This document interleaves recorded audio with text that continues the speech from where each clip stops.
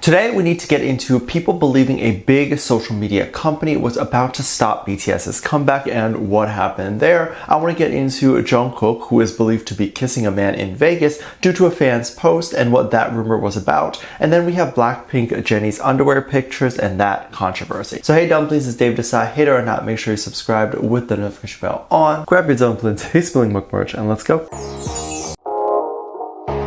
We need to talk about the intense shaming that we have in this community of K-pop fans, and coming from women, no less. It makes me so upset when we have beautiful women like Jennie or any of the Blackpink girls, and people will try to slut shame all these girls for doing the exact same thing. It often makes me wonder if some of these K-pop fans live within the same reality as the rest of the world, because in 2023, since when did we bring back the 50s, where it was shameful to be a woman? But as long as it's in the name of protecting BTS, then it's okay to say those things. So what happened today? Well, a little backstory here. You might know that Jennie from Blackpink is one of the amazing ambassadors of Calvin Klein. Calvin Klein was definitely smart to have Jennie and then also Jung Kook as the ambassador. They're both the biggest global K-pop stars right now, and of course, the fandom will have endless conversations about Jennie and Jung Kook, and then endless fan wars between Jennie and Jung Kook, which just makes the images of the idols wearing the clothes circulate even more on the internet. Jennie's campaign or campaigns have her in underwear. She's wearing some sort of sports bra and underwear. It's definitely not supposed to be sexual,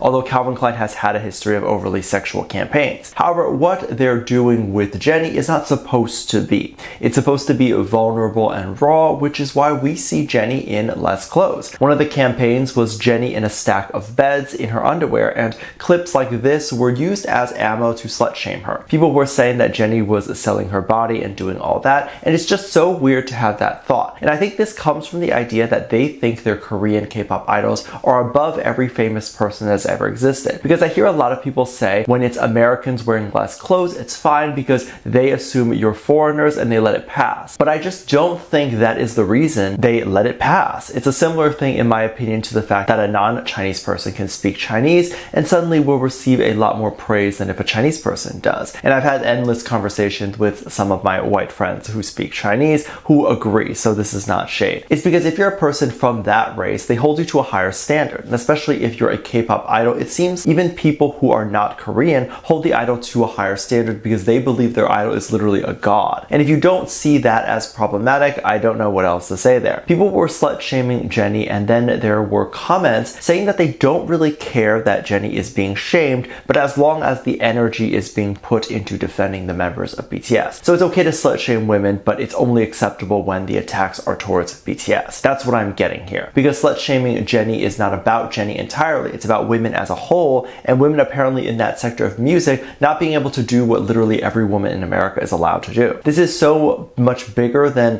why are you defending Jennie and not Jimin or Jung Kook, and I find it hard to believe people miss the point this much, but I guess they do. Recently, ARMYs were also getting really upset because they noticed that BTS's official Twitter account had not posted anything for a while. And I know this sounds silly, but people were worried that the account would be banned, deleted, or taken down. I think this may be a new policy. Since Twitter was sold, there has been new policies in place. Someone sat there and read Twitter's new policy, and it stated something like if you don't log into your account within 30 days, you are considered inactive and the account will be deleted. So it's not that you have to post within 30 days, but just have to log in. BTS's last post was actually in April, where they posted J-Hope's enlistment. And of course, they don't really have much else going on as the group, so the social media team maybe just didn't have anything to post. So ARMYs were getting upset as the days were getting closer and BTS's account was in danger of being deleted. However, others have disproved this to say that they haven't logged into their Twitter for years and it's still there. So I don't know if Twitter would just delete an account.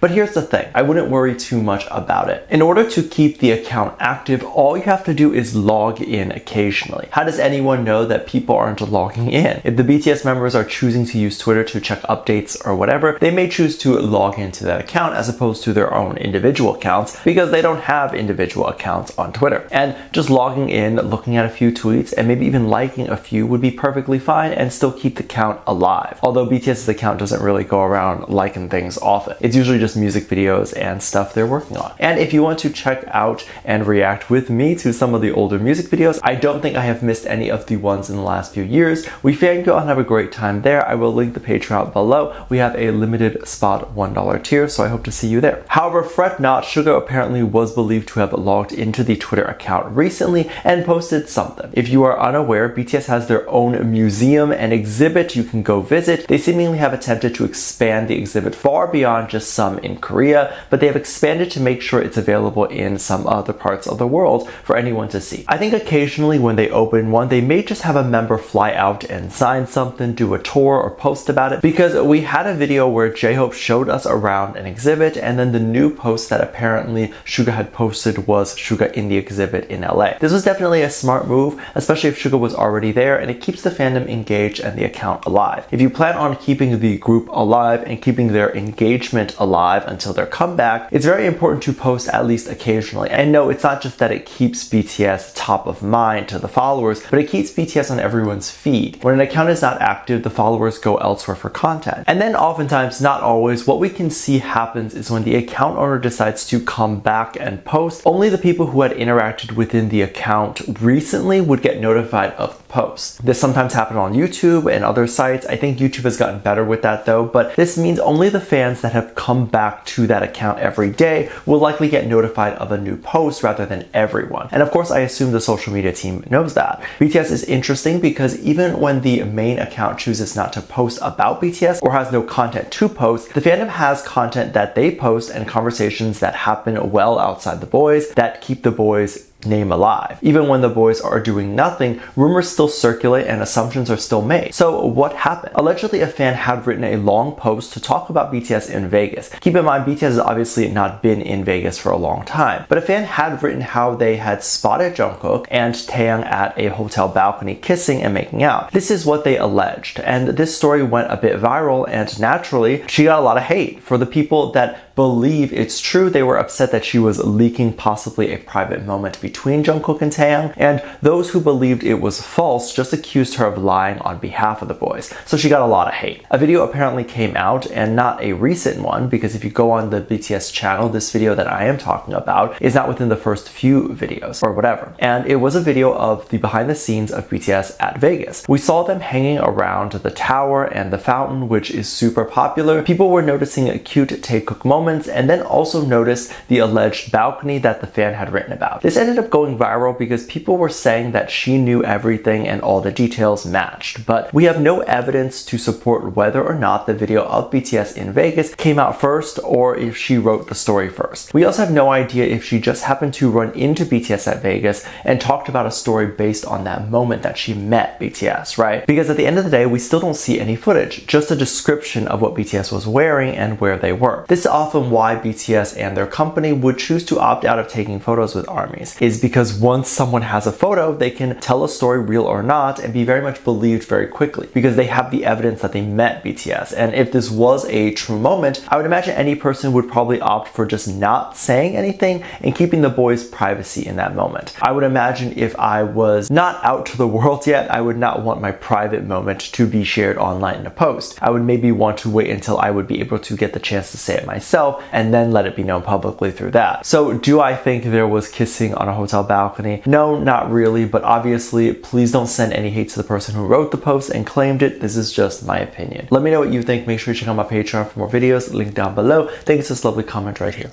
Love you, bye.